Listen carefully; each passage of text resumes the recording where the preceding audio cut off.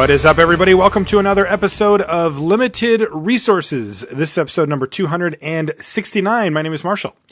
I am one of your Limited Resources, and joining me on the line, as with every week, is Luis Scott-Vargas. What's going on, Luis? Not a whole lot. I just wrapped up the Vintage Super League, which I will not spoil for Marshall since he has not seen it yet. No, and I can't wait. Once we're done doing the show, I'm totally making dinner and watching the VSL. I'm a big fan, and I love watching you playing it because I root for you. And don't let that go to your head, but it's true. But there's a lot of people worth rooting for in there too, and it's always fun to see type of Magic that I've only played a little bit of. It's vintage, so cool. And I'm glad that you were able to finish that up so that you could come join me to do the show.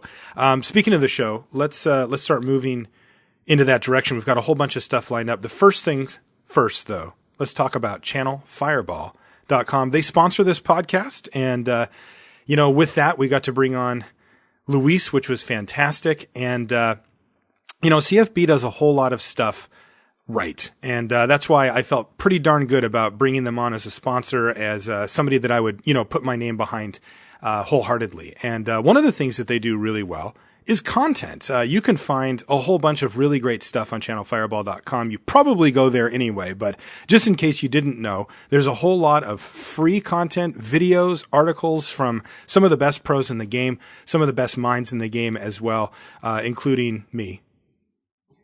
Well, as well as Marshall. As well as me, I should say. And, my videos have started going up there, though. I've been getting some questions on Twitter. I had said that the videos, that I do, the draft videos are going to be up on Channel Fireball, and they are now. There's a couple of them up there. I recorded another couple today, so that is going to be the only place to find those videos. But like I said, lots of great stuff on there. And also, they run tournaments, and there's a pretty nice one coming up this weekend, actually, GP San Jose. Yeah, I'm departing for San Jose in a couple days. I'll be playing with Ifro and Paul Chion, and we hope a ton of people come to turn out. We've got, a lot signed up already, a lot of them pre-registered. We're offering a ton of awesome stuff if you go to gpsanjose.com. And we actually have another couple tournaments coming up. We have Grand Prix Vegas, Modern Masters 2. You can find out more info at grandprixvegas.com. And our first ever European GP. Cool. Yeah, we're gonna head to Liverpool. I'll be going also, as well as Josh and Layton. Super cool. Yeah, so it's our first foray into the European scene. We're gonna have more information up soon at gpliverpool.com. We're still waiting on approval to roll everything out on that site, but that's where you'll find out all the information for that. And hope you enjoy these tournaments. And if you can't make it, if you go to twitch.tv/channelfireball this weekend, we're gonna have a lot of coverage on there. And the same is true of Vegas. So we'll be covering. We've got yourself, yep, Paulo Vitor, and BDM as the coverage team for this weekend. Yeah, I'm excited for that. Team Limited as well. When it comes to GP Vegas and Liverpool, we'll be giving you guys more information as those events draw near. Okay, before we go any further here, though, we're going to be doing a Fate Reforged Crack-A-Pack, by the way, momentarily. I'm excited. It's the first one. But I have to bring in our special guest host. We've got a third member here, and it is... You know who he is. Judge Joe Bono. Joe, welcome back. Thanks for having me back, guys. I'm really pumped for this set. It looks really exciting. A lot of interesting mechanics. A lot of stuff to talk about. Yeah, that's great. And we're always happy to have Judge Joe Bono visit. Of course, Joe comes on to explain how the new mechanics and the new rules and even a lot of the individual card interactions work when a new set comes out. Now, normally we would have done that before the set review so that you have that information going into the set reviews and into the pre-release, but we had a scheduling conflict where I couldn't make that work. So we're bringing Joe in kind of old school, how we used to do it, where he comes in after. We figure still way better late than never. Let's crack this Fate Reforged pack and get moving on that. Let's see if I remember what all the Fate Reforged cards do. Oh, tell me about it, buddy. Well, I figure after doing multiple reviews, then it's just like in one ear, out the other, right? Well, you'd think so. It's the names, right? Like, I know what the cards do. I think most of them, but the names are where you get stuck. All right. Yeah, I'm actually just joking. I know all the names and everything Marshall? perfectly. What did you say, Joe? Do you have your pronunciation guide from Wizards? I do. Set?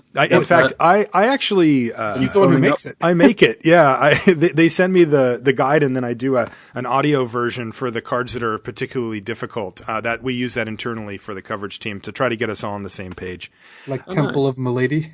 That was Ben Stark's finest moment. Which we really, I was like, this really just happened, and then when you told me the backstory on that, I couldn't stop laughing. We'll have to bring that one up at another time, but that was pretty funny. What was it? Stonewise Fortifier. Instead of Fortifier, because, yeah. I thought that was great, too. All right, first card, Whisk Away. Solid common. Yeah, so that's 2 and a blue instant, put target attacking or blocking creature on top of its owner's library. What kind of deck wants that? Pretty much any blue deck. It's not a card that you need to be aggressive or controlling for it to be good. I mean, any game of limited, your opponent's either going to attack you or you're going to be attacking into them. So you're happy enough playing this basically always. Yeah. Sibsig Host is next. This is the 4 and a black for a 2/6 zombie, and when it enters the battlefield, each player mills 3 cards from their library to their graveyard. Unimpressive so far. I'm hoping to never play this card, so first picking it is not something I think is even possible. No, and this one's actually kind of the mini version of Sibsig Host. It's Sultai Skullkeeper. It's 1 and a blue for a 2/1, and when it enters the battlefield, you mill 2. This is more playable since some decks will want 2/1s for 2, but it's still not a card I really want to first pick. Yeah, same. Here's a decent one, Sandblast, which I still can't believe that they didn't make a card called Sandblast until now, but it's 2 and a white for an instant, and it says it deals 5 damage to target attacking or blocking creature. This is pretty comparable to Whisk Away. I think if you wanted to take either of them, I would not fault you. They're both, pretty close to the same card, actually. Killing something is slightly better than bouncing it, but the bounce works against everything, even giant creatures or enchanted creatures or what have you. So, oh yeah, that's true. Yeah, that's not too bad. And Sandblast is fine. I got to draft quite a bit at the Super Sunday series this weekend with Fate Reforged, and Sandblast definitely pulled its weight. Jeskai Sage is next. This is the 1 and a blue for a 1/1 with prowess, and when it dies, you draw a card. I like this card, and I think I'll play it pretty often, but it's, again, not a card I'm going to first pick just because it's not quite effective enough to do that. I mean, it's a card you'll be happy to have, and it'll fill out your curve, but Whisk Away, I think, is in general the kind of card you want more if you want to stay in blue. Yeah, when I look at these first picks, I do look a lot towards impact on the game. Even if Jeskai Sage is pulling its weight for a 2-drop, and like you said, you'd be pretty happy to have it, it still just doesn't pack that big punch that you really hope from your early picks, because those are the ones that are hard to get. Jeskai Sages are less difficult, or that type of card. These are so annoying. Sultai Rune Mark. I don't really like any of the Rune Marks except for the Jeskai one, having watched a little bit more games and played more with the set. The Jeskai Rune Mark, which gives flying in +2/+2, is decent. It can at least kill your opponent. All the other Rune Marks, I think if you're playing them, you're not very happy. Right. Speaking of playing it, you're not very happy. I have Lightning Shrieker in my hand. It's the 4 and a red 5/5 dragon with flying, trample, and hasten. At the beginning of the end step, you shuffle it into your library. I've seen worse, but I don't really like it. Certainly there are worse cards, except I think this one's a little more tricky because people will tend to overestimate it. It's a 5/5 flying haste dragon, but you really shouldn't be playing this card, I don't think. And in general, I think people will be tricked into playing it. So one way to avoid that is don't first pick it and hope someone else takes it. Right. Archers of Karsi is next. This is a 3 and a green for a 5/2 with Defender and Reach. I played a pretty slow Sultai deck, and I had this in the sideboard, and I did find myself bringing it in, well, I'd say more often than I thought. It wasn't every game or anything, but I did bring it in a couple of times, and just to help shore up the game against either big things on the ground or flyers. The fact that it's a 2 toughness creature makes it pretty awkward, though, because if you're playing something to block that costs 4 mana and you can't block a morph, without at least trading or even just a random 2/2, it gets a little bit weird there. But I found the card, it pulled its weight in the matchups that wanted it. Yeah, I think it's the kind of card that, again, strikes me more as a sideboard card, just because it's going to trade for a card that costs less mana than it, which is a problem with 5/2s in general. But unlike normal 5/2s, and I said this in the survey, you don't really have a chance of striking it rich, bouncing the next 2 creatures they play and hitting them for 10. This kind of sits there until your opponent decides they want to choose to trade a card for it. So, right. Yes, it can keep back their 4/4 flyer, but it doesn't kill their 4/4 flyer. Eventually, they'll draw a way to deal with your 5/2, and then their 4/4 flyer starts killing you. All right, next we have Randy Bueller's favorite card. It's Smoldering Efreet. It's 1 and a red for a 2/2, and when it dies, it deals 2 damage to you. Yeah, it's a 2-drop. I mean, it's a 2-drop with a disadvantage, though I think the disadvantage makes it look worse than it is. I'm not saying this card is great, because it's not. Right. But if you're a deck that wants 2-drops, you don't care about the disadvantage so much, even though the card looks worse because of it. Yeah. I mean, yeah, like you said, ultimately it ends up not being a very good card overall, but I think it is playable. I think that if you want twos, this is one that you could definitely put in your deck. It's just, these days we expect some upside, right, on our 2/2s for 2 even. If it's vanilla, that's okay, but we certainly don't expect downside. Return to the Earth is next. That's the 3 and a green instant, destroy target artifact, enchantment, or creature with flying. They saved the best for last there. Still, I'm kind of on where we were during the set review, which is I prefer this just in my sideboard. Yeah, it's a sideboard card. It's not so efficient that I would, be super happy about it. Even when you're sideboarding in, it's not like you sideboarded in a Plummet. Plummet's an excellent card. And this format's not really that close to having this be a main deck card. Right. All right, uncommons.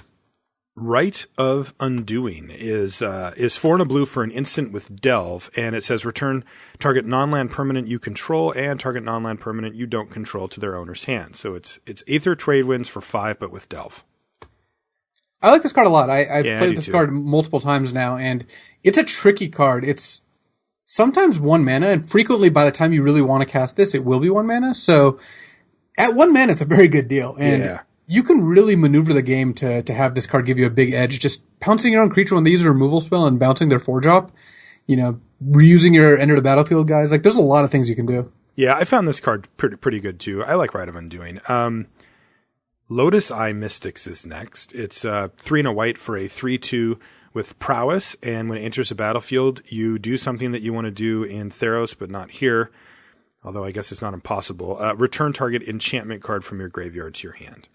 Yeah, unless you have a premonition that you're going to pick up 3 debilitating injuries in a cloud form or a light form, I would probably pass on this. I mean, it's a playable card. It's just not something you want to take before you have enchantments. This is the kind of card that you hope to get 7th pick once you have a couple forms that you want to get back.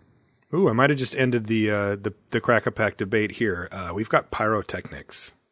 It's going to be tough to beat this one. Pyrotechnics is, if not one of the top 5 cards in the set, like kind of barely peeking in, right below them. Right. So. Yeah, it's 4 and a red sorcery, and you get to deal 4 damage as you choose among any number of creatures or players. It's insane.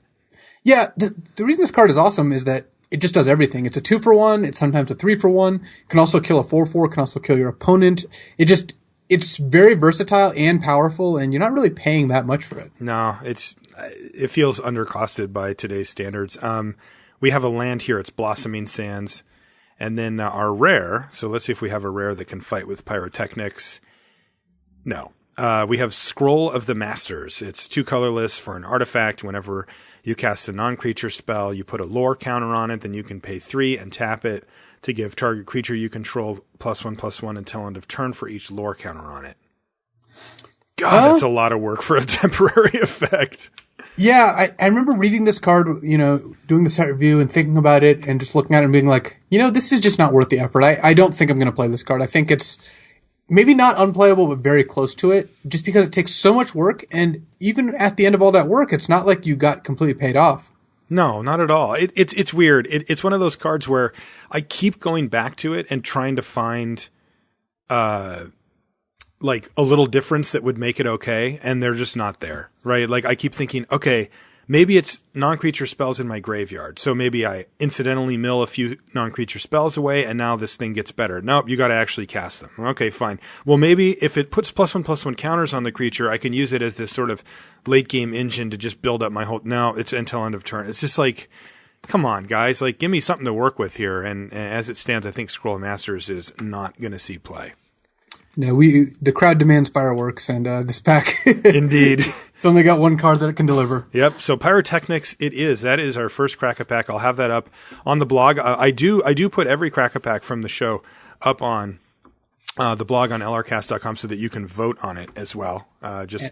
And then you put all the cards into your collection. I do. Okay. So let's move on to the meat of the topic here. We are talking Fate Reforged, and we've got some returning mechanics from cons, but we've also got a lot of new mechanics and some pretty complicated cards as well. Joe, what have you found about Fate Reforged? It's a very interesting set. It kind of synergizes with some of the stuff that we were doing in cons before, and the new mechanics that are replacing some of the old mechanics. They have good flavor interactions, and they feel at home with these other cards. And so it feels very synergistic. There's not really much change to the returning mechanics. We have Prowess, Delve, and Ferocious returning. And I think it's useful to actually just focus in on the new stuff. Okay. So let's jump right in. Okay. So the big exciting mechanic for this new set is Manifest. This is an ability that looks a lot like Morph, and I will read you a card that has this on it. So Formless Nurturing is common. It's sorcery. It says manifest the top card of your library, then put a +1/+1 counter on it. And the reminder text for Manifest is to manifest a card, put it onto the battlefield face down as a 2/2 creature, turn it face up at any time for its mana cost if it's a creature card. So this mechanic, it is very Morph-like, right? You're creating 2/2 face down creatures with both of them, and those creatures all have the same attributes. So it's just like Morph in that they're 2/2 colorless creatures without a name, without any subtypes, without a mana cost, and therefore with a converted mana cost of 0. And all the things that we talked about with Morph creatures before and how they interact when they are face down hold still with Manifest. And so they did a nice job here of creating a mechanic that feels familiar but does interesting new things as well. And so what I want to talk about with this is I want to sort of like walk through some of the Morph stuff and then walk through a couple of the corner cases that you have with this that are interesting. Okay. So just like if you morphed a card, if there's an enter the battlefield trigger printed on this card, when you manifest a card, that won't trigger because the card is face down and that text is not visible to anybody and it doesn't have it. And that will also not trigger when it gets turned face up because the card is the same card, it's the same object, and it's staying in the same place. So any tokens that are on it, any counters that are on it, stay there. If it's enchanted, it stays there. If it has a equipment equipped to it, that stays there. Any effects like giant growth that we're applying to it still apply. It's still the same object, and so it's not leaving the battlefield, it's not entering the battlefield, and so there aren't going to be any enter the battlefield triggers that happen. If you do happen, though, to manifest a morph card that has a trigger that says, when this is turned face up, do something, something like Ponyback Brigade, and you flip it up with its manifest cost, or flip it up using morph, you will get that trigger as well. Right. Does that all make sense? Yeah, that makes sense. Yeah. So those are the basics with manifest. And so it feels a lot like morph. It's just where you're getting it is usually from the top of your deck, a spell that you're casting or like a Cloudform or something, to get it off the top of your deck, or in a couple of cases from other zones, instead of coming from your hand. And so the rule for flipping these up is, if it's a creature card, you can flip it up by revealing it and paying its mana cost. If it is a non-creature card that you have manifested, you can't flip it up. It just is going to sit there and continue to be a 2/2 creature for you, and that's fine, right? Sure. But there are interesting ways to get these to flip up through other means. And I'm sure.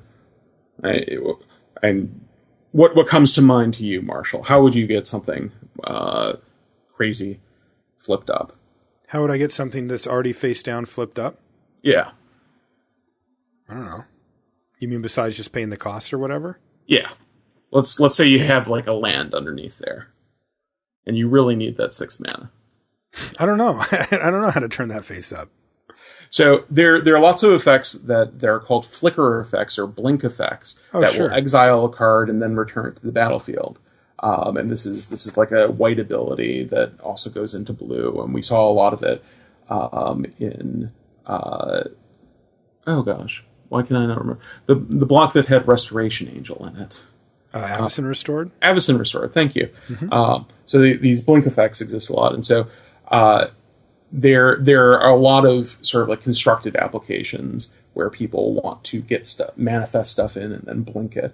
And so it's interesting to talk about what happens if there's not a creature underneath there. So if there's another permanent type, like a land, a planeswalker, or an artifact that's underneath there, and it gets blinked out and comes back in, it will come back in as whatever it is, and will just enter the battlefield, and you will be okay. And so that, that kind of makes sense. If it is something that, if it is a enchantment that is not an aura, it will also just enter the battlefield. Okay. Auras are kind of interesting, though. So we talked about this last year when we were talking about Theros block, and how the rules are a little bit different when you cast an aura targeting something versus when an aura is just put on the battlefield. And when an aura is put onto the battlefield, it doesn't actually target anything. You just attach it to something that is legal. So in this case where a manifested aura gets blinked out and comes back in, you actually get to choose any legal target for it that you would like. You get to attach it to any legal permanent, not any legal target. So that means that you could get shenanigans like attaching it to something with Shroud or Hexproof that your opponent owns. If you did have something like this happen where Aura was manifested and then it got blinked out and was going to come back in but didn't have a legal thing to attach to, it'll stay in exile. And actually the same thing happens if an instant or sorcery gets blinked out. So if you have a manifested instant or sorcery, it gets exiled and returned to the battlefield. Because you can't have an instant or sorcery on the battlefield, it will stay where it is. It'll stay in exile. So it doesn't end up in the graveyard. It just ends up in exile. Yeah. Yeah. Which is a crazy, like, commandery thing that will happen, and people want to know exactly where these things are going to show up. Yeah, and you certainly don't get to play the card. Yeah, you don't get to cast it. And you're not going to sell anybody on that one. All right. Yeah. So that's all sort of like the interesting manifest sort of corner cases, and then they're sort of like the tournament rules aspects of playing face down creatures. So just like with morphs, you need to keep your manifest cards clearly differentiable. Your opponent needs to be able to say, oh, that card you cast from your hand as a face down card, that card was manifested on turn 3 by XYZ effect, that card was manifested by this other effect. They need to be able to differentiate those cards. You can't ever like shuffle them together and try to confuse your opponent or anything like that. How do you recommend doing that? Oh, go ahead, Luis. I was going to say, had an interesting situation come up for Sam Party where he cast Threaten on his opponent's Jeskai Infiltrator. So, and we were probably going to bring this up regardless at some point, but that ended. How did that work out well for him? Well, it worked out well for him, but the funny part was he had, he hit with the Jeskai Infiltrator, so he manifested his top card plus the Jeskai Infiltrator. But even though you shuffle them, his opponent always gets to know which one is the Jeskai Infiltrator because his opponent is the owner of that card. It was kind of a weird situation. That is insane. And on a more basic level, they had different sleeves. Yeah, I was going to ask that. But even if they had the same sleeves, it still would be or even if they had no sleeves or whatever, it would still be that his opponent got to know which one was an Infiltrator. Yeah, you always know what cards are yours. There's some type of line there that is not to be crossed. Yeah, that's just part of that's actually part of the rules of Magic. That you have to be able to differentiate your cards from everybody else's, and you need to be able to handle cases like that for like if something would get returned to somebody's hand or gets shuffled into a library or something like that. You need to be able to put it into the right zone when there are sort of multiple zones of that type. Does that make sense? Yeah, that's weird. Yeah. Jeskai Infiltrator is a fun thing to Active Treason. It's a 2/3 for 2 and a blue, and it says can't be blocked as long as you control no other creatures. It also says when Jeskai Infiltrator deals combat damage to a player, exile it in the top card of your library in a face-down pile, shuffle that pile, then manifest those cards. So if you Active Treason a Jeskai Infiltrator, you take it, hit your opponent with it, and then you get to manifest it. And because it went to exile and then it came back to the battlefield, the Active Treason control effect is no longer affecting it because it's a different object. And the fact that the Jeskai Infiltrator says returns under your control is what is controlling who controls it. I just said control like 15 times there. And so you get the manifested Infiltrator and the manifested card off the top of your library. It's a very good thing. I recommend you try it. I'm going to try that sometime. Yeah. So that's the stuff with manifest. What about revealing? You said with the technical stuff, what about revealing them? Yeah, so like with morph cards, you do need to reveal a manifested card when it leaves the battlefield.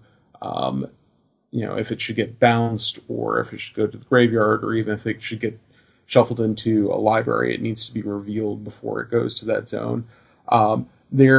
It's a little bit weird because there isn't an opportunity for cheating. Like the reason why we reveal morphs is to verify to your opponent that you could have actually cast it as a face down card.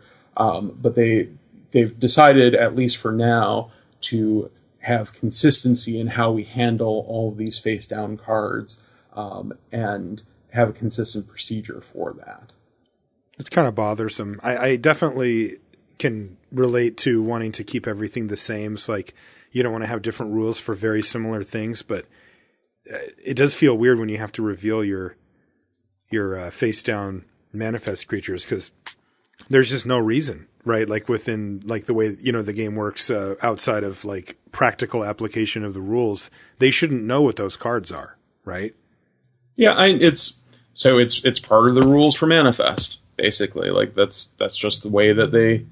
Right, but I mean, you get what I'm saying. Most rules have a reason behind it. This one does. This one is just to, I'm assuming, to create less overhead for the players, trying to figure out how the rules work for the game. Yeah, and it also just like simplifies that end of game procedure.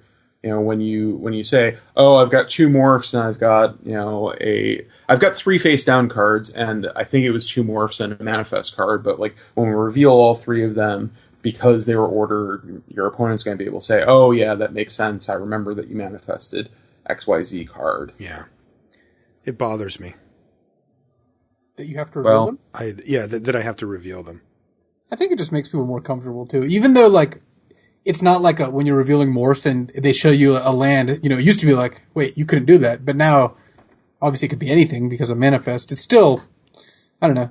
Everyone's in the habit of revealing them. I think it probably just keeps things straight. Yeah, it probably does. But it just feels weird when it's like, you manifest, like, let's say you have a key spell in your deck, something like an Icy Blast or something that, that they definitely want to know about, maybe a Wrath effect or something like that.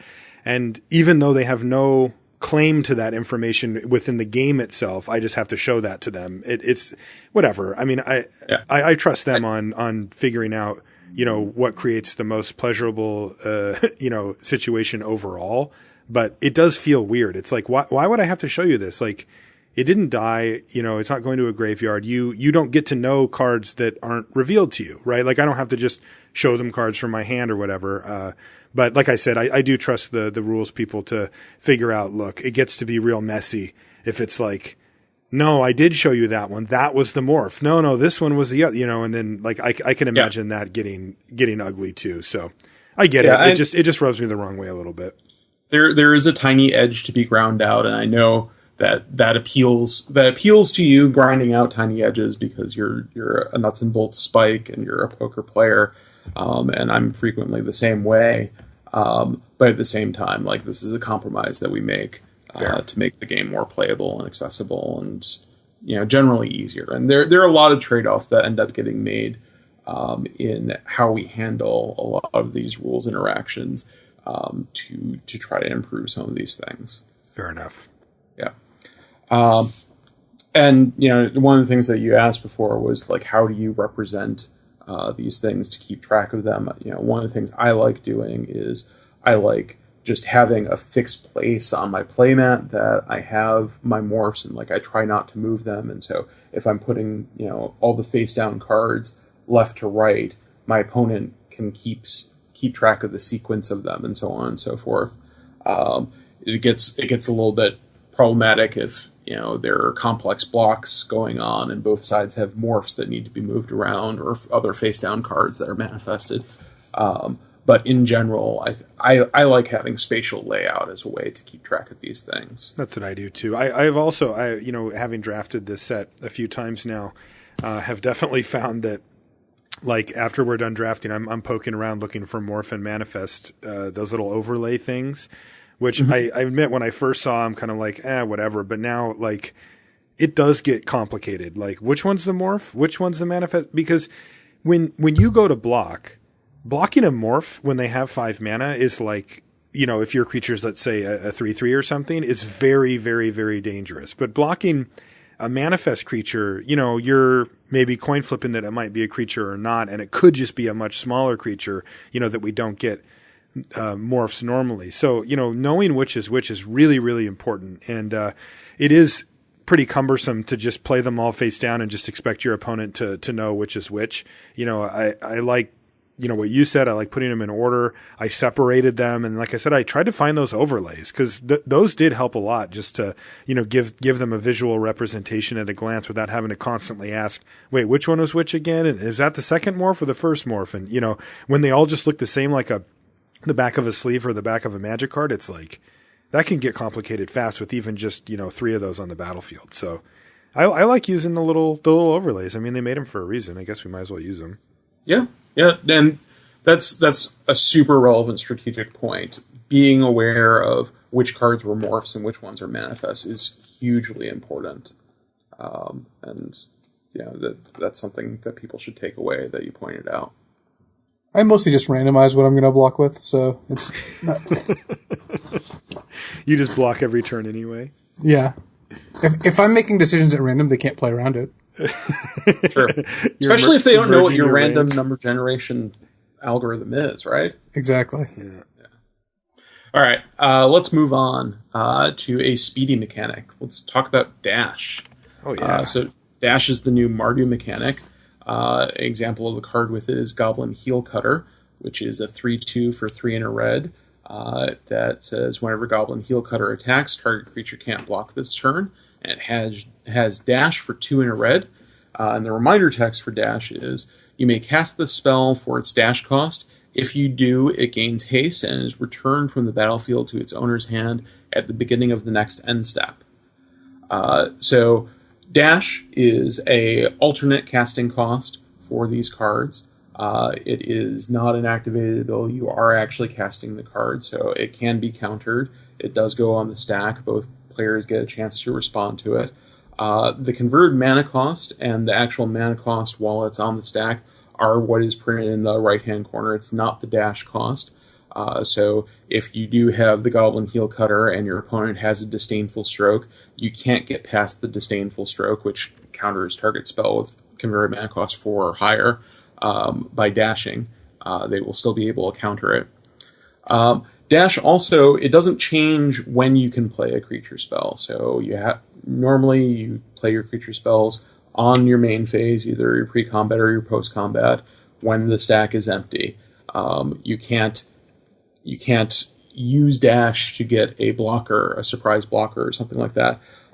However, if there is a rule in place that allows you to cast creature spells at some other time, that'll work. So if you are playing Commander and you have a Teferi out, you can dash in a blocker because Teferi gives all of your creatures flash, which means that they can be cast at instant speed, or cast whenever you could be cast at an instant. And then it returns to hand at the beginning of the next end step. If you somehow get it out on your opponent's turn through a Teferi or some other shenanigans, it'll return to your hand at the beginning of their end step. Or like if you were to stifle the trigger on your end step, it'll trigger again on your opponent's end step. However, if you manage to blink it out or in some other way, make it into a new object, it will not return to your hand. And finally, if we turned it face down, it would not. If you turned it face down, it would still, because it's still the same object. But like if you exiled it and returned it with a flicker, right? Or I'm trying to remember the last time that we had something, and I think it was actually Restoration Angel and the rest of Abzan Restored, which had a ton of these things. And then the last thing is a dash card will only return to your hand from the battlefield. It doesn't return from the graveyard or from exile or from any other zone. So it's not like a creature that you can suicide in and get back every turn or something like that. So overall, like this is, I think it's a pretty grokkable mechanic. I think like it makes sense to people that like it's this the name gives you the idea that it's got haste, and it overall like there aren't many corner cases. The only things that are really interesting about it is that it is a spell on the stack, and it does have its characteristics, not the characteristics of the dash cost. Yeah, I like it. Dash has been pretty cool so far. It's performed better, I think, than I thought it would, too. It's scary. You can lose out of nowhere, especially with that heel cutter that you mentioned. But even other cards, if people get tricky, they just wait for you to open the door a little tiny bit, and then they just slam it shut with a dash creature or two that you weren't expecting, and bang, you're dead. So far, how has it been synergizing with Raid in Mardu decks in your experience? I haven't seen it do that. Because I think that like there's the one goblin that costs 1 and a red to dash. It's a 3/1. I could see that maybe, but I think generally speaking, the idea behind raid is like play a creature, say go attack with it, then raid out the next thing. It's kind of hard to get enough mana to do both in a turn. Yeah, it's not really a combo. I mean, sometimes it will happen. You'll have 9 lands out, but you shouldn't draft that. The thing is that the cheap dash cards are all pretty bad. At least like the 2 mana 1/1s and whatnot. Right. Like you don't want to play those to enable raid. So what you should do is play Goblin Heel Cutter because the card is just incredibly good. Yeah, that card's so good. And it's good in decks that want to raid naturally, but it's not really a combo. I would not take dash cards because I wanted to enable raid. Right. Best red common? No. Bathe in Dragonfire is, well, I'd probably take the Heel Cutter over Bathe in Dragonfire, but it's pretty close, and it drops off really far after that. Heel Cutter's better when you want the card, but Bathe is better in more decks, because some decks don't want to attack. Right. Mm-hmm. Cool. Makes sense. All right, shall we move on to the next mechanic? Yes. What is it? All right. It's Bolster. This is the Abzan mechanic. Yeah. And it is, it synergizes pretty well with their cons mechanic because it's adding counters to things. And in cons, we cared about +1/+1 counters on things. So, Bolster, example card of this is Abzan Sky Captain, which is a bird soldier creature, a 2/2 flying for 3 and a white. And it says, when Abzan Sky Captain dies, Bolster 2. And the reminder text for Bolster is, choose a creature with the least toughness among creatures you control and put 2 +1/+1 counters on it. So the Bolster action, it's a triggered ability that happens. Well, actually, sorry, it's not. It can be a triggered ability. In this case, it's a triggered ability. It can also just be part of the execution of a spell. But it always is this template with a number on it. And the number always indicates how many counters you're putting on the thing. The interesting thing about Bolster, and you guys talked about this in the review show, but it bears repeating, is that this is not a targeted effect. You make the choice when it's resolving, and so your opponent can't say, "Oh, you're going to put the counters on that guy. I'm going to kill that guy in response to this Bolster trigger or to a Bolster spell." Right. It doesn't work like that. It actually, you always get the counters as long as you have a creature, and the choosing that you're doing is among the tied creatures, and it only happens on resolution. Right, which is from what I've seen so far with Bolster, it's like usually you don't care. From what I've seen, I'm kind of like, as long as I get these counters, like the only time when I'm really worried is if I only have the one creature or whatever, and that's where, you know, they can kill your creature and make sure you don't get it. But thankfully, this format doesn't really lend itself to that scenario too often. So, yeah, Bolster's been okay for me so far. Yep. Yeah, it's a fine mechanic. Most removal spells will still work even after the Bolster resolves. So, yeah, I have not seen the fact that it doesn't target be relevant yet. Yeah, I haven't either. Yeah. It's more sort of like an abstract question that people are like, oh, I wonder how that works. Than something that comes up in reality frequently. So those are the new mechanics that we have, and like we said, you know, Delve and Ferocious and Prowess are coming back. We also have the return of hybrid mana in a couple of mythics, which you know, is a pretty simple mechanic, but so there are a number of mythics, and I think there are actually a couple rares too. That have these mana symbols that look like half of one mana symbol and half of another. And that's because they sort of are. And so we'll talk about it a little bit later because we have some interesting cards. But these hybrid mana symbols, you can pay for them with either color that are represented in them. And we'll talk about that a little bit later when we actually get to the cards.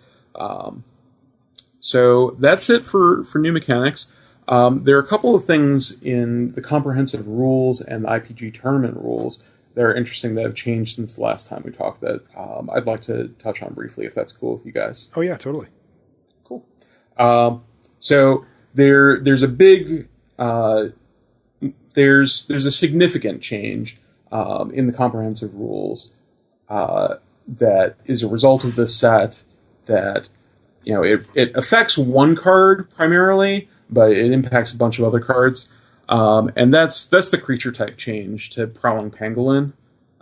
They've removed Anteater from that creature type. It is now just a beast. And that impacts all the cards with Changeling. And it impacts Mistform Ultimates because they're no longer Anteaters either.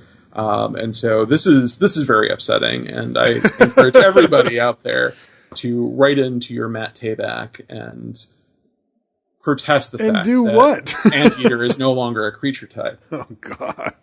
This is what you're worried about, Joe Bono? Are you not? Yeah, I don't care about anteaters or whatever. Oh, my God. Marshall. Yeah, I'm clearly not seeing straight. You're the worst. You're the worst.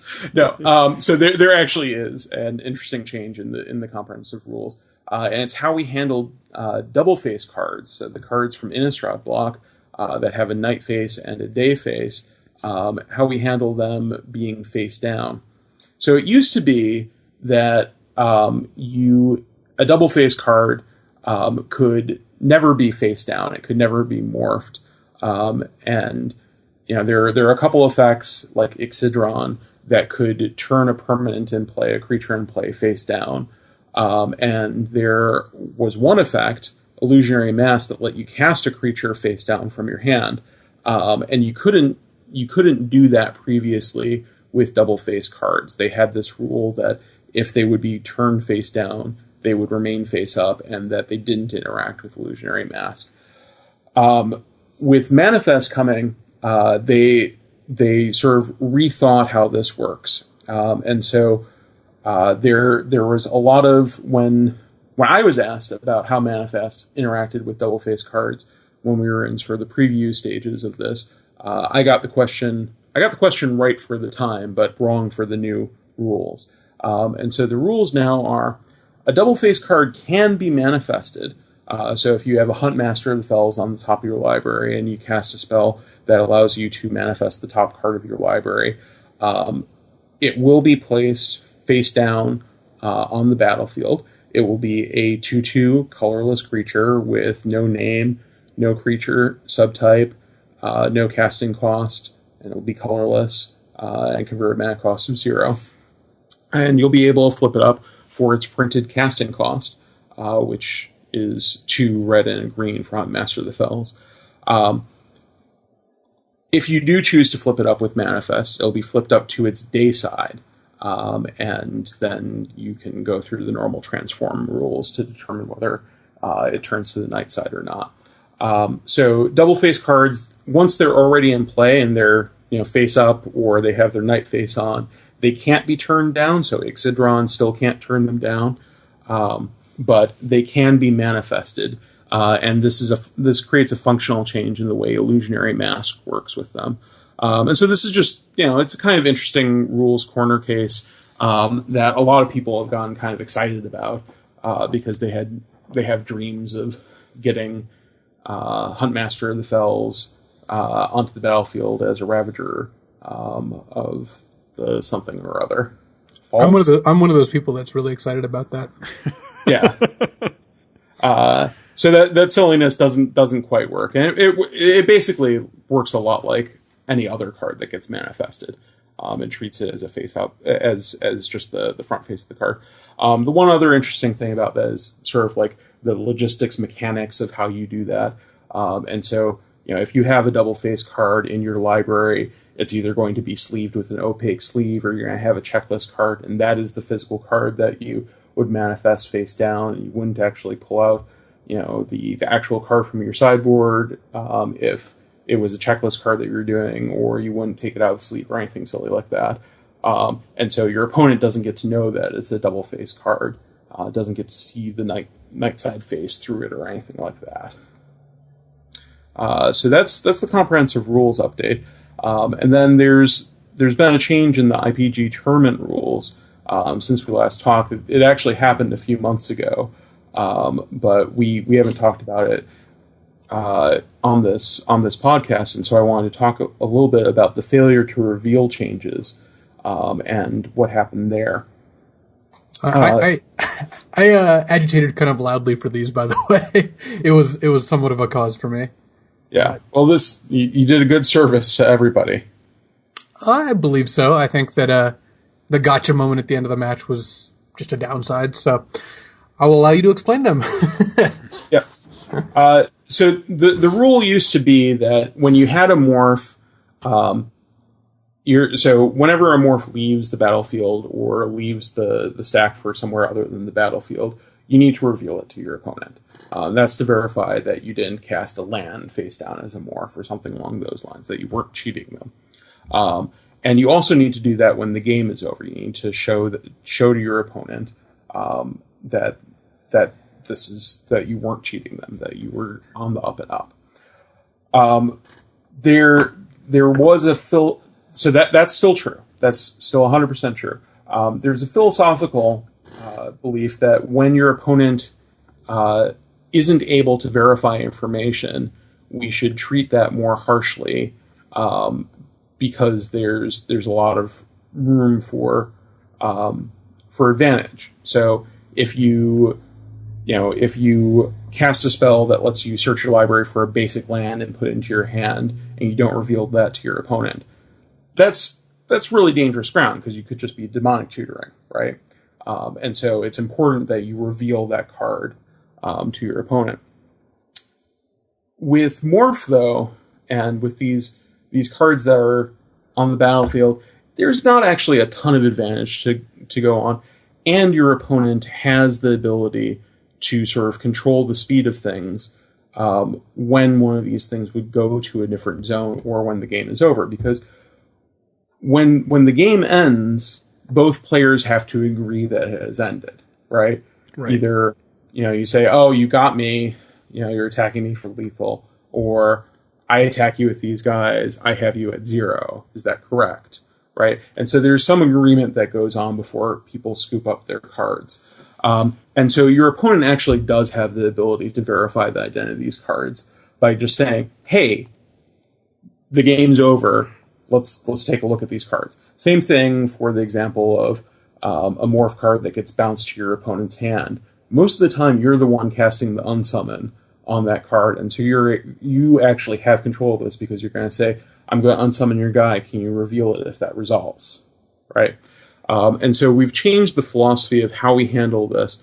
It used to be, and it still is the fact that for failure to reveal cases where the information was never in a place to be verified by the opponent, we still upgrade those, but we've changed how we consider morphs because of these scenarios, because most of the time you actually, as the opponent, did have the chance to verify that by saying, I'm going to bounce your guy, please reveal it. Or, yes, I agree, you have beaten me, please reveal your morphs.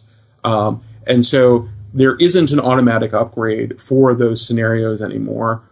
This failure to reveal 4 morphs at the end of the game is now just tracked as a gameplay error, and you get a warning for it, and that warning will be upgraded if it happens multiple times. It'll get upgraded on the 3rd warning.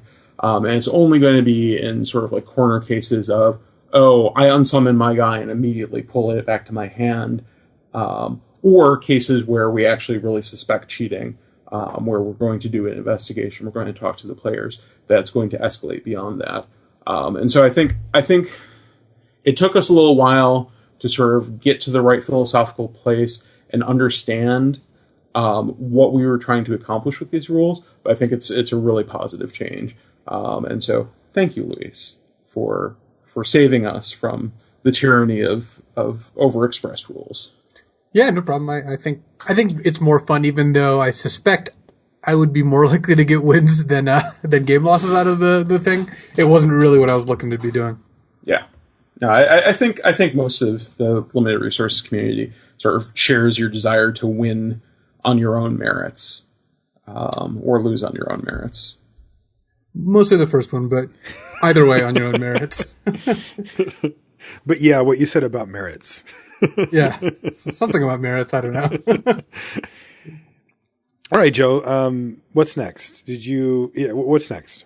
Yeah, so that's the policy stuff I wanted to talk about, and that's I think the mechanics here are interesting, but where the rubber meets the road is mostly in the cards, and so.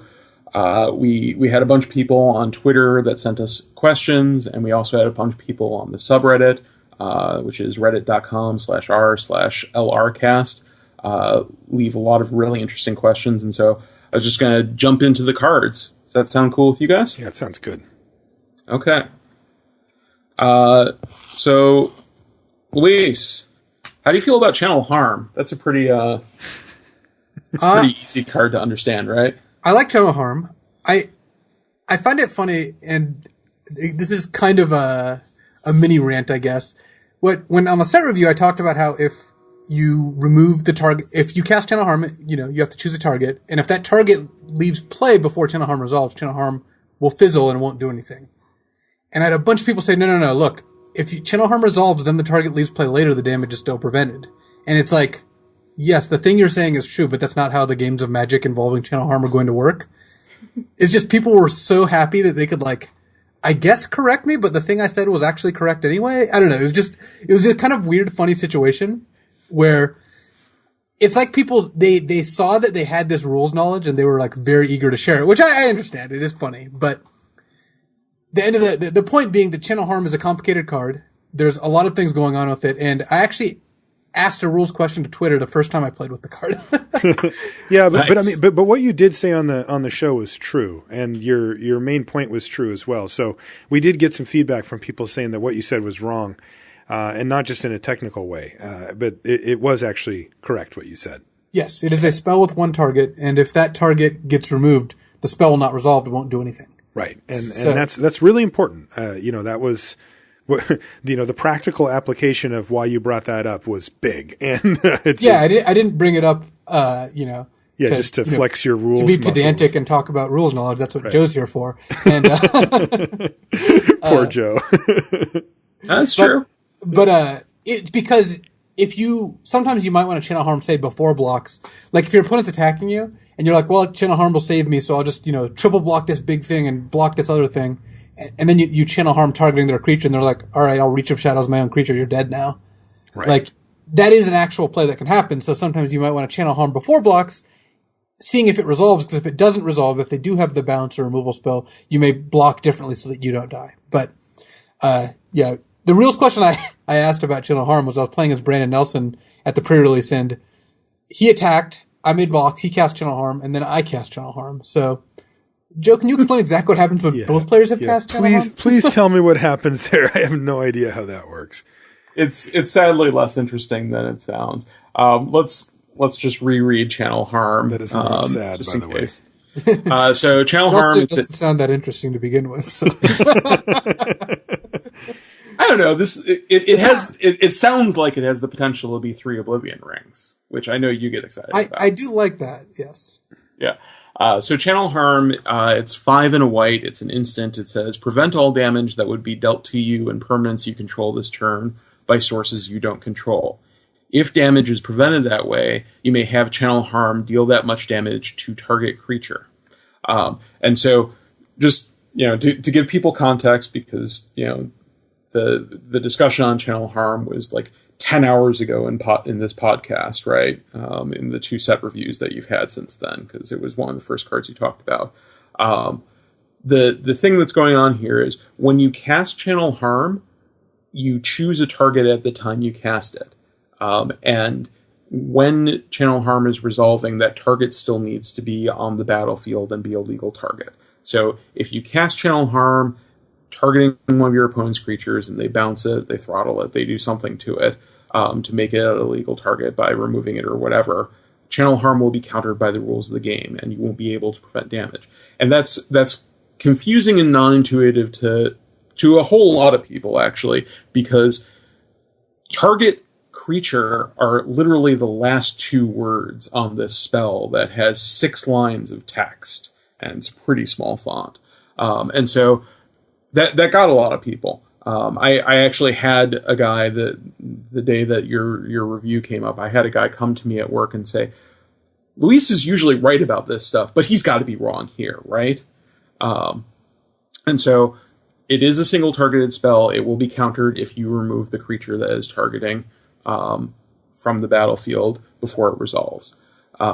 So now to talk about sort of the Brandon Nelson thing, if there are 2 Channel Harms going on, you create this loop. So Marshall casts his Channel Harm on his 2/2, and Luis casts Channel Harm, or actually I guess he casts it on Luis's 2/2, and Luis casts his Channel Harm on Marshall's 1/1.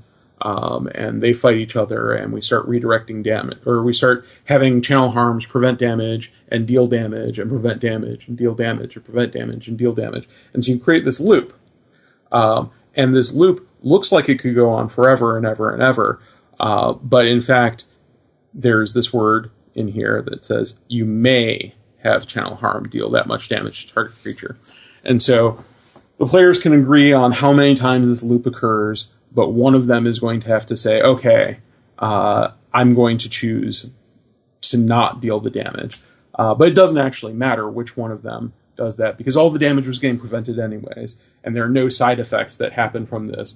So, like, there's no lifelink gain from this because the damage is being prevented, and so nobody's gaining life off of that or anything like that. So the upshot is when 2 Channel Harms go off on opposite sides, all damage is prevented to all creatures and permanents and players for that turn. So it's a tie? Yeah. Ugh. Yeah, much less exciting. You're right. That is much less exciting. I don't enjoy delving into the minutia of the rules quite as much as you, but I was hoping for better than it's a tie. Yeah. Well, if the May wasn't there, then you'd have an infinite loop that nobody could opt out of, and the game would be a tie. That may be why it's and there. You go to against. Yeah, that's just got to be why it's there. Yeah. I'm sure there are going to be some people on Magic Online that get this going and like try to time out their opponent by making them click through things. That's kind of not cool. Don't do that. Unless you're really into that sort of thing, I guess. Okay. So let's move on to a card that interacts in fun ways with Channel Harm. That's Arcbond. So this is a instant for 2 and a red. It says choose target creature. Whenever that creature is dealt damage this turn, it deals that much damage to each other creature and each player. So the sort of flavor here is that my guy is like, he's taking a lot of punishment, but he's also, sort of sharing that punishment with all of everybody else. And so the interesting thing to note here is it's not all your opponent's creatures and your opponent, it's every single creature and each player. And so any damage that is dealt to this thing, as long as it lives, will get shared out. And so this is a card that interacts not very well with Channel Harm. So if, Marshall attacks with his big guy, or actually, let's rephrase this. Luis attacks with his 8/8 guy, and Marshall says, "Okay, I'm going to block with my 1/1, and I'm going to cast Arcbond on my 1/1, and I'm going to wipe out everybody's board by doing this." And Luis responds by saying, "Oh, I'll cast Channel Harm on that and prevent all the damage that would be dealt to me and my creatures and my permanents, and have that damage be dealt to target creature that you have." And then craziness happens, and all the damage keeps on being dealt over and over again. And it actually doesn't work that well in the example I just gave, because the 1/1 would die from the combat damage. Initial combat damage, because this sets up triggers. But it works better if the creature that you're targeting with both of these effects have big toughness.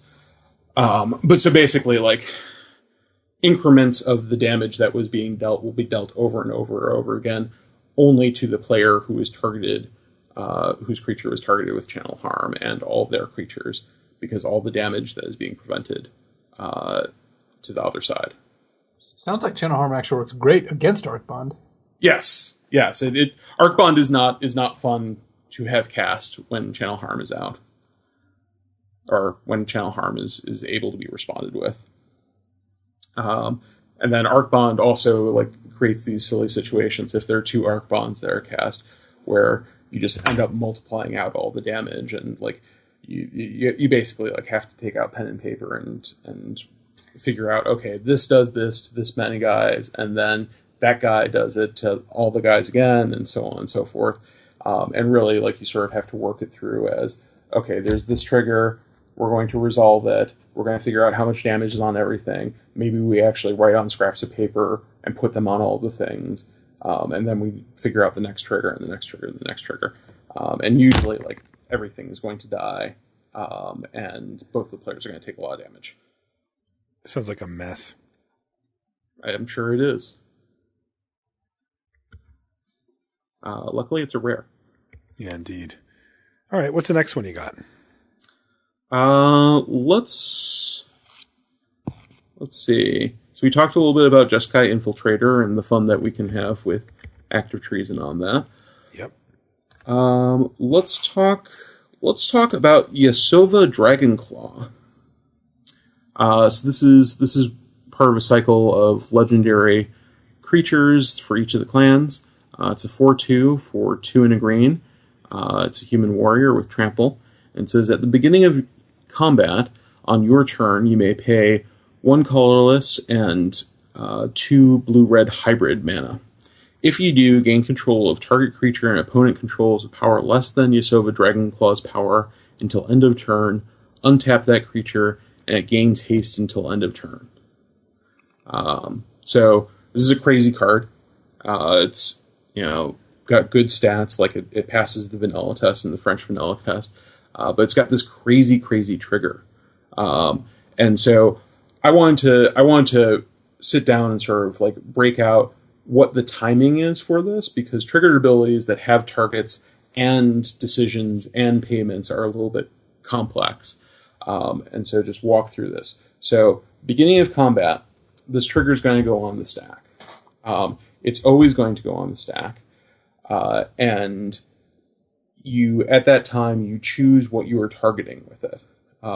So actually, it won't always go on the stack, because if there's no target creature that an opponent controls with less than the toughness or less than the power of Yasova, it won't go on the stack. But if there is an available target, a legal target, it'll go on the stack, regardless of whether you want to do it or not. So, beginning of combat, you put the trigger on the stack, you say, I'm going to target that thing. Then both players get priority. You would get priority because it's your turn. The shortcuts of the game are that we just assume that you pass priority, then your opponent gets priority. They get a chance to do something. Then we actually go to resolve the trigger. And it's at the time that we're resolving the trigger that you choose whether or not you want to pay the mana. And this is relevant for Yasova because there are going to be times where your opponent has a couple of 3/3s or something, and they're going to be waiting to play basically a giant growth on one of them to make it an illegal target, or something along those lines, or maybe like bounce it or something like that. It's also relevant that you need to giant growth before you go to attack. Like you can't wait on that. Like you need to like main phase your own giant growth. Yeah. And so the thing to keep in mind here is when the trigger goes on the stack, you choose which creature it is, but you don't actually pay the mana, and you don't decide whether you're going to use the ability until it's resolving. And so your opponent doesn't get to react to the fact that you're choosing to pay the mana or not. And if you're being like completely nuts and bolts about this, what you want to do is every turn when you have this out, you want to say, okay, I'm going to go to the beginning of combat, I'm going to target that thing. Would you like to respond? Even if you're not planning on attacking. Yeah, that's kind. I'm not advising you do this every game of Magic you play because you are ticking down the hourglass of your life if you do. But you should kind of declare attacks when you think it's plausible that you could attack. Like cards like Crippling Chill and Will of the Naga exist in this format, and if you just say done on your main phase, but without even trying to attack, which often you do, right? Like you're not going to attack. Your opponent now knows that and doesn't have to use their tap spell, even if they might have otherwise. So I think that some amount of doing that every turn is good form. Just like with Yasova, targeting every turn is probably good form, even if you're not planning on doing it. Just maybe incite a giant growth out of your opponent. Yeah, totally. Yep. Cool. Let's move back to some sort of more common and uncommon cards. Let's talk about Abzan Beastmaster. This is a card that you guys liked a lot in the review. It's It's 2 and a green for a 2/1 Hound Shaman. At the beginning of your upkeep, draw a card if you control the creature with greatest toughness or tied for the greatest toughness. Card's sweet. Yeah. Either of you guys get to play with that? Yeah. I've gone off with it. Yeah, card is pretty great. I had a deck with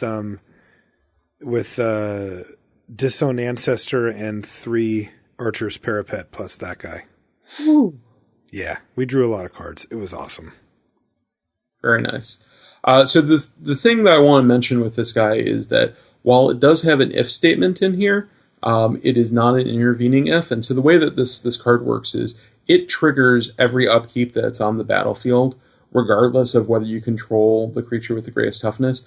And then it only makes that comparison when the trigger resolves. So during your upkeep, if you want, you have a window after it triggers before it resolves to cast your giant growth in order to get enough toughness. And your opponent also has that window if you have the biggest toughness creature after it triggers to cast their removal spell or something along those lines.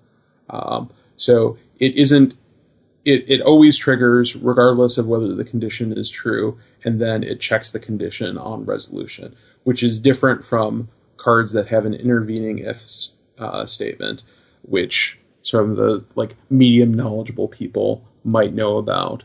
And so that's why I wanted to cover with that one. Does that make sense? Yeah. Yeah. It's very similar to a card that we had a couple of years ago, Triumph of Ferocity, that actually saw some play in Standard, I believe. A little bit. Yep. Cool. Let's talk a bit about some of the manifest cards.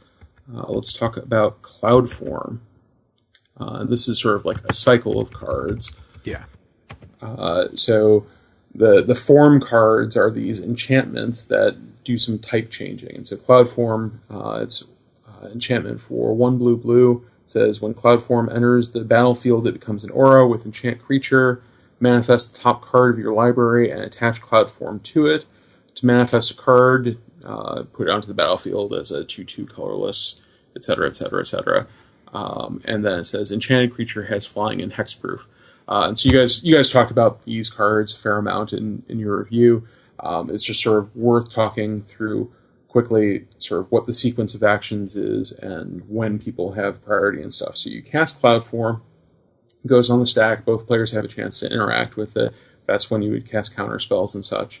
When it enters the battlefield, it creates a triggered ability, that goes on the stack, both players get a chance to respond to it. When the triggered ability resolves is when it changes its subtype, and you manifest a card, and that's all sort of like an atomic action. So nobody gets a chance to respond in there, nobody gets priority in there. That all happens as sort of one set of things. And so you go from Cloudform being an enchantment with no subtype on the battlefield to it being an aura with this creature on it that it's enchanting. And there's no time in between there where people get to do things. And then once you're in that state, the creature is not dependent on the Cloudform being there anymore. So if you have a spell that allows you to bounce the Cloudform, you can do that. And the creature will stay there. It'll be okay. And of course, if the creature dies, because Cloudform has turned into an aura, it'll be put in the graveyard. Yes. And when the trigger goes on the stack after you've cast it, that doesn't care about whether the enchantment's still there or not, right? No, it does if somebody naturalizes it with the trigger on the stack, you'll still end up with a manifest creature. That's correct. Good. Yeah. So there's no time that they can really get you with a naturalize there. Yeah, Rite of Undoing, I think, is the card that this is going to come up with the most, because it bounces any non-land permanent. So if they go to kill your light-formed creature, and it's, like a land or something bad that you don't want, you're often going to want to just Rites of Undoing back the light form. Right, the light form itself, okay. Yeah, and just run it out again and, take a second shot at hitting a 4/4. Yep. No, that's smart. Yeah, and that's a little counterintuitive because we're so used to bouncing the creature itself, but these ones act a little differently. Yeah, that's good. Yep. And of course, if there is a spell underneath there that you want, you could use Rite of Undoing to bounce that if that's what you care about. And so it's all about sort of prioritizing which of the two cards is important in that situation. Right. Cool. Let's continue on. Let's go back to some rares and mythics and other cool things. Let's talk about a dragon. Okay. So there is this cycle of gold dragons, and one of them is Dramoka the Eternal. It's a 5/5 for 3 green and a white. It's a legendary creature dragon. It's got flying, and it says whenever a dragon you control attacks, bolster 2. And so bolster is this mechanic that gives your smallest creature +1/+1 counters. And so the things I want to talk about with these guys is if in your limited deck you have multiple dragons and you have one of these things out, they all have these templated triggered abilities of whenever a dragon you control attacks, do something. And that triggers for each of the dragons that you attack with in your crazy deck that has 3 dragons in it, 4 dragons, 15 dragons. Whatever Luis managed to draft this time. And so that's interesting and that's worth knowing. It's only dragons that you control attacking. So if you're in a 2-headed giant match and you have a dragon and your teammate has a dragon, they're only going to trigger when they're only going to trigger for your dragon attacking, not for you and your teammates' dragons attacking.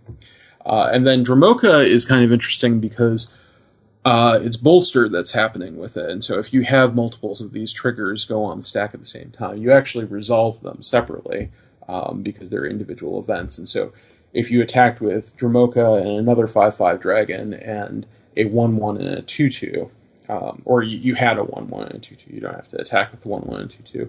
What will happen is you'll have 2 triggers go on the stack.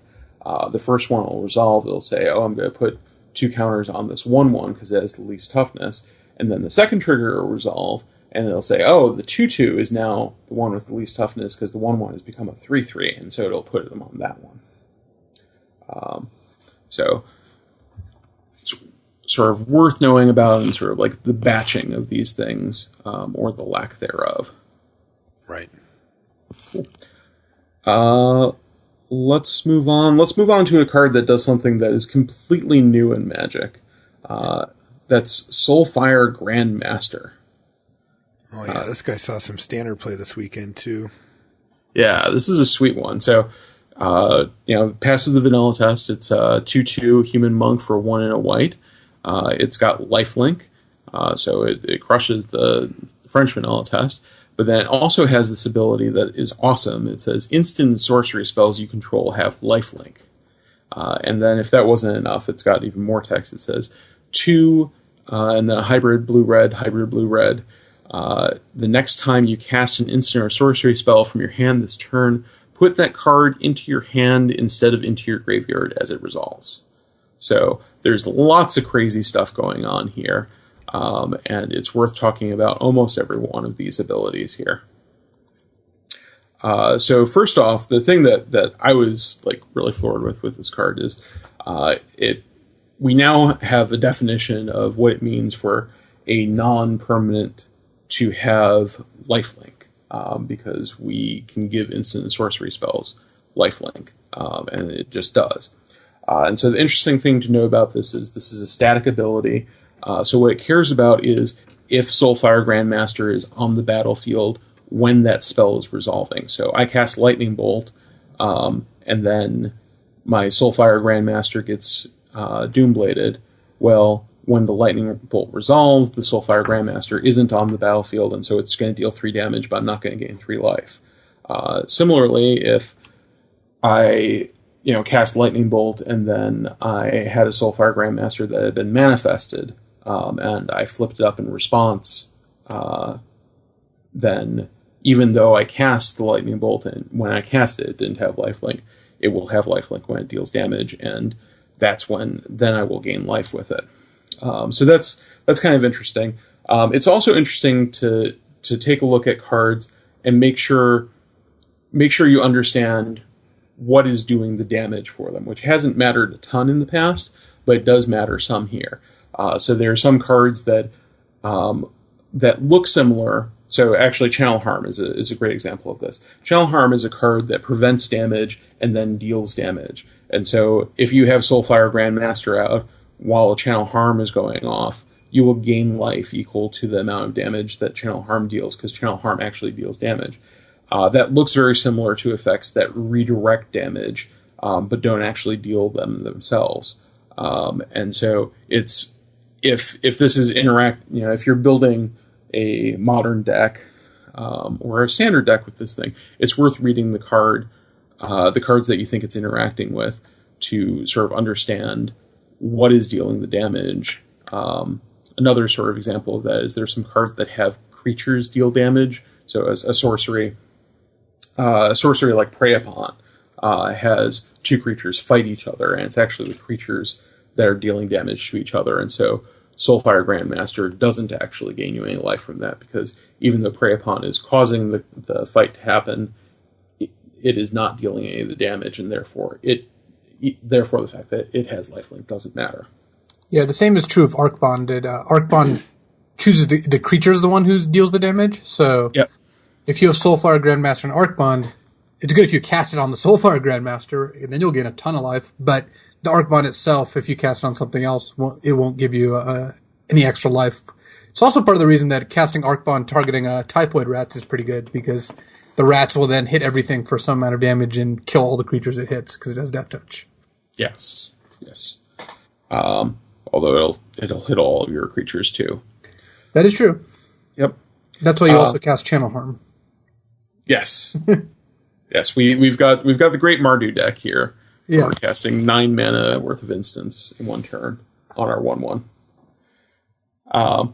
Cool. So the other sort of interesting thing with Soulfire Grand Master is I just want to call out, it works really well with Lightning Helix and with War Leader's Helix.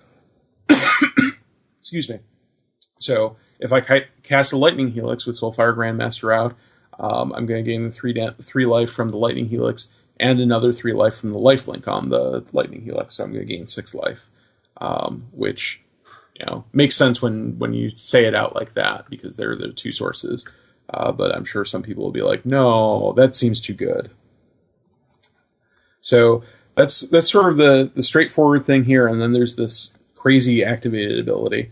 And again, I just sort of want to walk through the timing of this. A lot of these things, they look a little bit hard to parse, but actually when you just sit down and sort of talk about what the state of the world is at each point, they become a lot easier to sort of understand how they interact with stuff. So again, the ability reads 2 and a hybrid. The next time you cast an instant or sorcery spell from your hand this turn, put that card into your hand instead of into your graveyard as it resolves. So you activate this ability before you cast your lightning bolt. Then, after the ability resolves, you say, okay, I'm going to cast lightning bolt. Then, if lightning bolt actually resolves, the last step of resolving a spell is you put it into your graveyard, and this creates a replacement effect that puts it into your hand instead of your graveyard. So if you have a spell that exiles itself as part of its resolution, that this won't override that. It's only going to override it for instants and sorceries that would resolve normally and go to the graveyard. It also doesn't help you if your opponent goes ahead and counterspells it or something along those lines. So it does have to resolve. Yes. Yeah, it's part of the resolution. And again, you activate the ability even before you cast the spell. You don't activate the ability in response to my spell or in response to my opponent saying, I don't counter that or anything like that. Right, and you're not targeting the spell on the stack or anything like that. That's correct. Yeah. Yep. That card's pretty sweet. It is. It's very powerful. Yeah, that's been one of the more polarizing cards when it comes to the grading scale, where I gave the card an A, and a lot of people did not like that. So I gave it a lower grade than you did, but I don't know. Yeah, I think it's interesting. I think that, as I do more LR set reviews, I'll maybe get a different perspective on what A's and B's and C's and whatnot look like. But I think the fact that Soulfire Grand Master is just so excellent at every point in the game, that is an A to me. So I do think it's interesting discussion, though, because it is, in a lot of games, a 2/2 for 2 with lifelink, which is by itself not what you would think about in the same league as a 5-mana 5/5 flying. But right. I think all the different facets of the card add together to put it in this premier class of cards. That is the discussion behind it. I find that interesting too. I still have it in the B range, B+, but I can see what you're saying. You can set up an engine. I got a chance to actually see this thing in play over the weekend, and it was very impressive. The thing that I think didn't really occur to me was, I kind of thought of it as, well, you need a whole bunch of burn spells in your deck to really take advantage of that last ability, and it has to be late game. But you just need one. You just need to have one. And sure, that doesn't always come up, but you just keep recycling the same one. And I think if you just activate this thing once, maybe once or twice in the course of a game, it's hard to imagine you're going to lose. Yeah, how many times do you need to get your Sandblast back when you're gaining 5 off it? Yeah, right. And it's buying you the time, and the card's really impressive in a very affordable package too. 1 and a white. Geez. Yeah. All right, what do you got next, Joe? Cool. I've got 3 more sets of cards that I'd like to talk about. All right. So the next one is Ugin, the Spirit Dragon, and Ugin's Construct.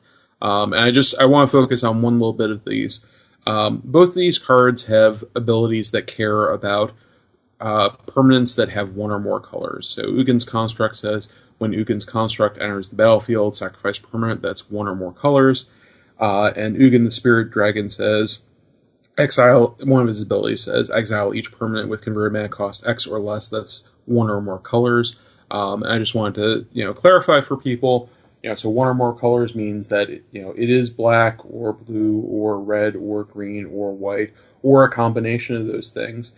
But lands normally don't have colors. There are definitely effects that can make a land colored, but a forest normally does not have a color.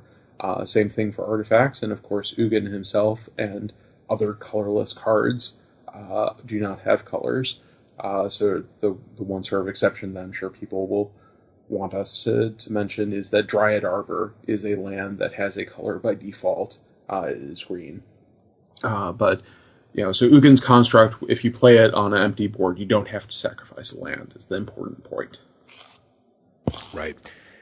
By the way, Ugin's awesome. Yeah. I got to not play with, but I did get to see him in action once in Limited. Did some serious work. The card's pretty great. I think we actually, I think we underrated that card. I think. Do you really? I do. I think it's a card. I think you should probably take Ugin if you see it. Interesting.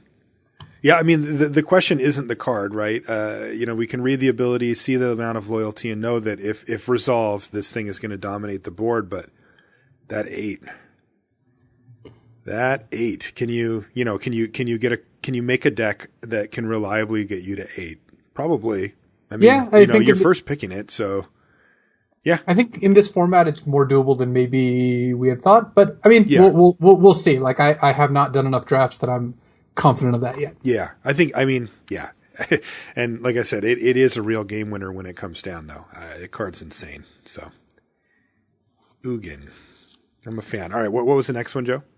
All right, next one I want to talk about is an interaction between 2 rare cards that, actually one's a rare and one's a mythic that will almost never come up, but we got like 4 or 5 people asking about, so I want to talk about it because there's ruling on it.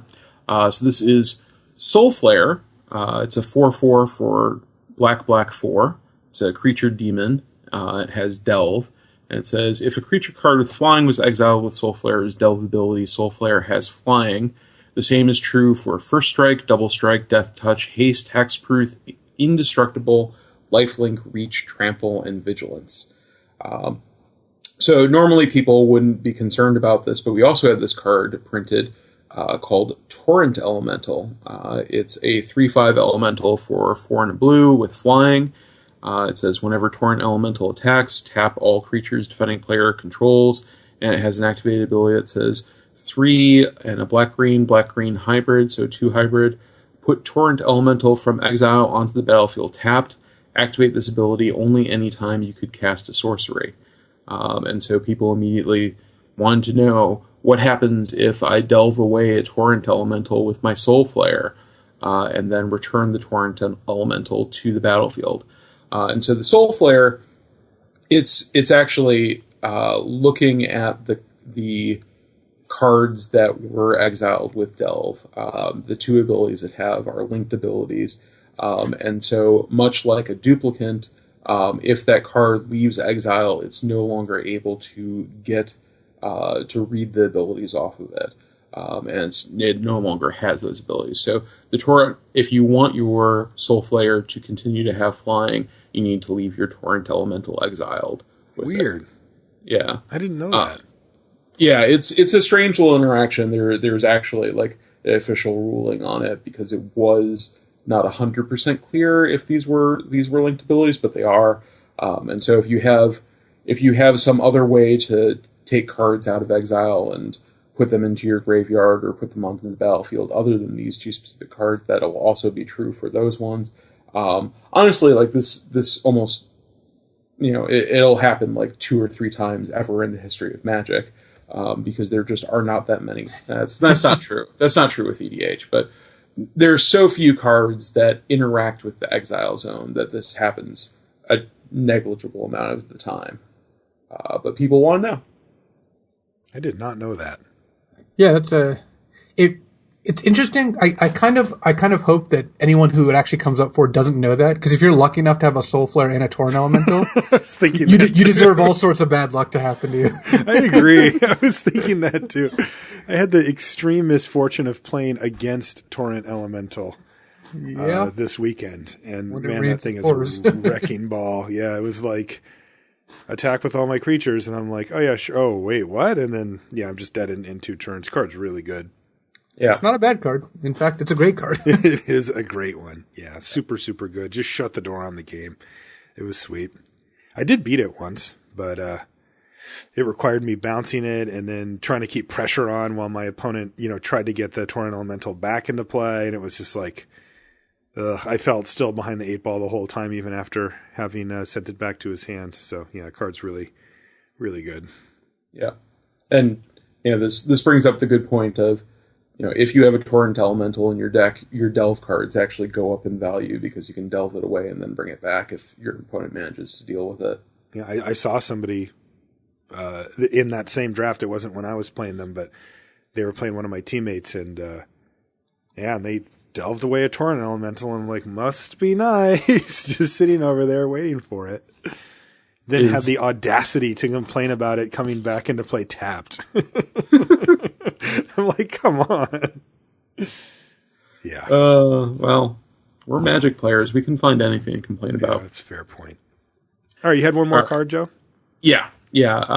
Flame Rush Rider is another rare. It's a 3/3 human warrior for 4 and a red. And it has the text, whenever Flame Rush Rider attacks, put a token onto the battlefield tapped and attacking that's a copy of another target attacking creature. Exile the token at the end of combat. And then it also has dash for 2 red. And so I picked this out as an example of both because it's an interesting card and as an example of a question that people have been asking. So whenever something is putting a creature tapped and attacking into play, they want to know, does that trigger raid? Or they say, that triggers raid. And in fact, it doesn't. Raid is a mechanic that looks to see if something attacked, not whether something was ever attacking.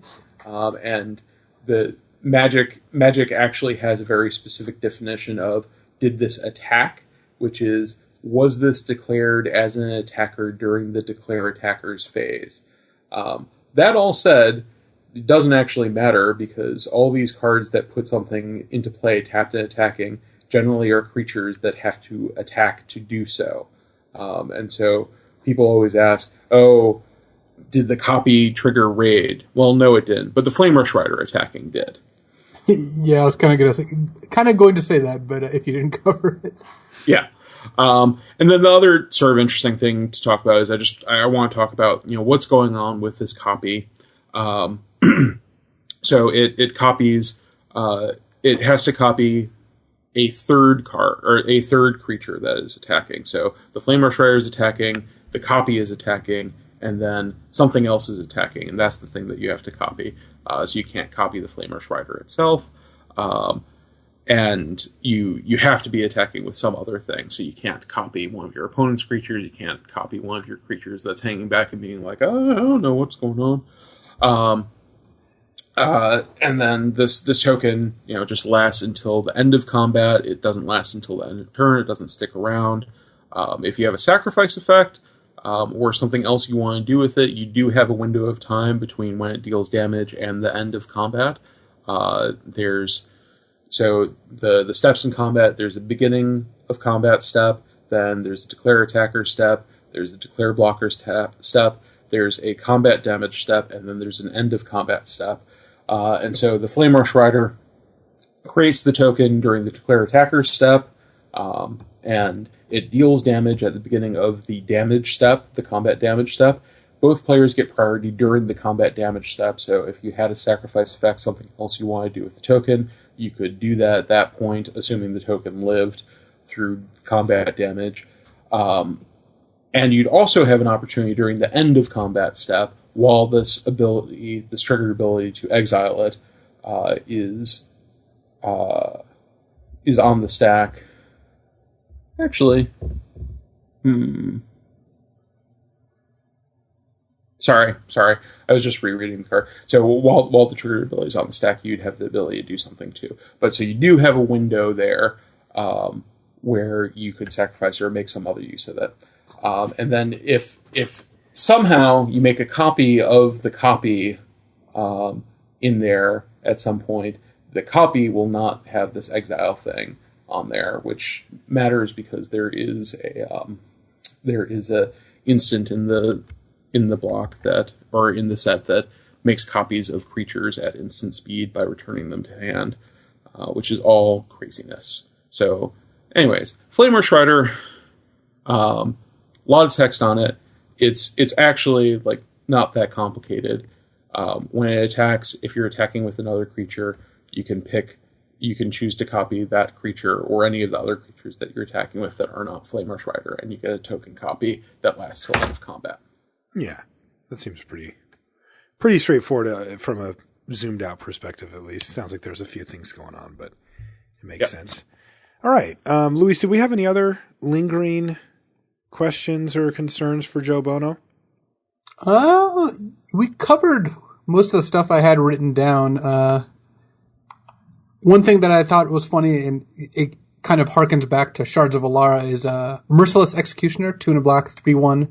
When it comes into play, each player sacrifices a creature. Because, I mean, this card was called Fleshbag Marauder in Shards of Alara, and it was the same exact card. You think about it as like an edict, right? You know, you play it, you sack this, and your opponent sacks something. You do kind of have to watch out a little bit, because if you were to play this and have your opponent like wild slash it, you might end up having to sack like a 5/5.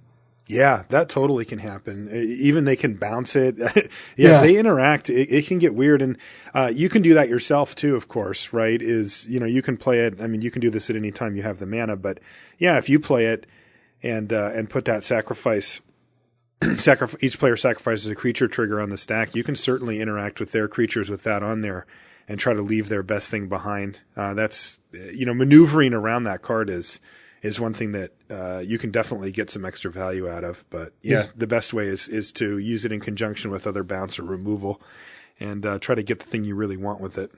Yeah, play Merciless Executioner, Right of Undoing, bouncing it and their like second biggest creature. Then they have to sack their biggest creature. Yeah, and you have an empty board. Yeah. Going off. That was one card to make them sack a creature and bounce a creature, which it's a pretty good deal. That's a sweet deal. I like it. And then they have to recast. Yeah, that's nice.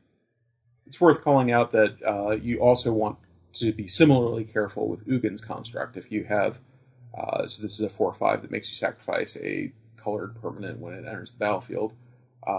If you have like a white 1/1 token that you're going to sacrifice and a 4/4 creature, your opponent could get you when you cast this by bouncing your token or killing it or whatever. Yeah, you got to be careful. Okay, well, good stuff. Thanks, Joe. We certainly appreciate you taking the time. I also saw on the LR subreddit that you had gone through and answered about 1 billion questions on there too. It looks like the thread ended up being quite large, the one that you put there about questions for this episode. I love seeing discussion like that, and that's pretty awesome. Where can people find you, Joe? If they want to say hi or say thanks to having you come on and put all this work in, or maybe even ask you a question. Yeah, so I am on Reddit, and I look at the LR Cast subreddit fairly frequently. I'm Joseph Bono on there. I'm also on Twitter, at Joseph Bono. And I have... Yeah, that's probably the best way to contact me. I do really want to thank all the people on the subreddit that sent in questions. They were super helpful in preparing for this and thinking about the sort of issues that we have, and also all the people that were kind enough to send questions on Twitter. You're awesome. And also to the great community members that stepped in and helped out in answering questions. I especially want to thank Nate Dogg, who's one of the judges that is on Reddit and answers a lot of questions. He came in and provided sort of official answers with documentation for a lot of these things and was super helpful. So you say Nate he was Dogg too? He was like a regulator of the rules forums. Is that what you're saying? Yes. Mount up. That's awesome. Yeah, thanks again, Joe, for taking the time. Next time we'll have you on before, as usual, to drop knowledge before the set's actually out. But I still think that these shows are just super useful for, clearing up all those little interactions, how the rules work from a base level, and of course, card level interaction too, just because these things do pop up and, these are, small edges, right? You got to pick it up where you can, and there's little percentage points laying around, and Joe helps us sweep up a bunch of those. So thanks again, Joe. Oh, it's my pleasure. I always enjoy talking to you guys. All right, so that's going to do it for this week. If you guys want to find us on Twitter, I am Marshall_LR, and Luis is LSV. You can find us there. It's a great place to say hi, ask a question. We mentioned it, but the LR subreddit is really a great place to go and talk about Limited, talk about stuff we talk about on the show or whatever else. And it's at reddit.com/r/LRcast. You can find the link at lrcast.com as well. And you can just join up there. It's real easy. And it's a vibrant community. I love it. I check on it almost every day, or at least once a day, I should say. And it's great. I think it's really become what I was hoping it would when we put it up. And I didn't necessarily expect it to, but as usual, the LR community does not disappoint. And it's a great place to find information and chat with other like-minded Magic players and listeners. So I do encourage you to check that out. If you'd like to send us an email, you can do that as well. It's lr@lrcast.com. And don't forget, this show is brought to you by ChannelFireball.com. Check out their website. You can now order Fate Reforged product and get those boxes and stuff so that you can start drafting with your friends and figuring out this format along with all of us. That's going to do it for this week, guys. Thanks for hanging out, and we'll see you next week. So, keeping in theme with the rules episode, I want to talk about something that many people say should be against the rules. And this momentous topic, of course, is whether you should be allowed to play with your lands in front. Oh, yes. So, lands in front. I can't believe you're bringing this up. Well, you of all people. What does that mean exactly? I do coverage for a living. I know what you do. So, lands in front, for those who know, just in case you somehow are not up on the controversy, it's this group of people who play with their lands in front of their spells. So they have a couple 2/2s in play. Their lands are all arrayed in front of those 2/2s, and the most notable, of course, being Paulo Vitor Damarosa. He's an ardent lands in front supporter and doesn't actually play any other way. So a lot of people don't like it because it looks very different and to some confusing, and they think it's like obscuring, the battlefield, making it more difficult. I think that clarity is very important. I'm definitely not arguing against clarity, but I also think that if it's so ingrained, it is very difficult to change. Of course, some people are able to switch back and forth depending on the circumstances. Oh, God. Like, for example, if you're in a feature match and you know that it really, really disturbs the people watching, I've heard tales of people who are flexible enough to switch to lands in front, to switch off in between games. In between games, you switch off. And they don't do this for any sort of strategic advantage, but more for, kind of satisfaction, which is one of the purest motives, of course, that exists. But in general, I actually think lands in front is fine, jokes aside.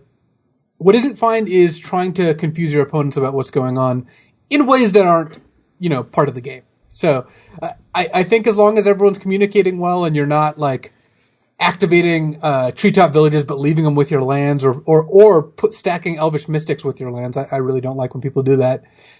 I think it's fine. I think you're allowed to move your lands out, however you want. Of course, you shouldn't have like a pile of lands, then a creature, then a pile of lands behind that creature also. That's kind of ridiculous. And I think the most egregious offender here is the promo picture of Dryad Arbor, which looks exactly like a forest, which is probably my least favorite Magic card, because I don't know if you guys have seen this, but I think it's from the Vault. It is. It's awful. It's a picture of a forest. It looks exactly like a forest, but it's a Dryad Arbor, so it's a 1/1. When your opponent has that out, it is impossible to tell that it's not a creature. Wow, it even has the big mana symbol thing down in the bottom? Oh yeah, that is awful. If you Google like From the Vault Dryad Arbor, you should be able to find it. Yeah, that's bad. If you're that person who's playing that card, first of all, don't play that card. Second of all, don't put it in your lands. Put it a little separate so you can tell what's going on. Going back to the theme of revealing morphs, like strategic decisions should decide who wins games, not whether you can play lands that or creatures that look like lands and hide them there. So, anyways, I think that it lands in front, as much as people hate it, is part of Magic, and I think it's people's right to do it. Just make sure you're being a good sport about all of it. Right. Don't be hiding your Dryad Arbors and Elvish Mystics and Treetop Villages in piles of land. Plus, from the flavor perspective, Paulo says, of course your opponent's creatures have to go through all your lands before they get to you, because I believe that is how he thinks about Magic. So mountains are a lot harder to attack through than plains? Islands are pretty tough. Plains are obviously very easy. Yeah. For the record, I'm definitely in the other camp, but it's because of my perspective from the booth, right? I'm always trying to keep in mind how best to display our game to people that maybe aren't super familiar with it. Like, they're interested, maybe they've played a little bit.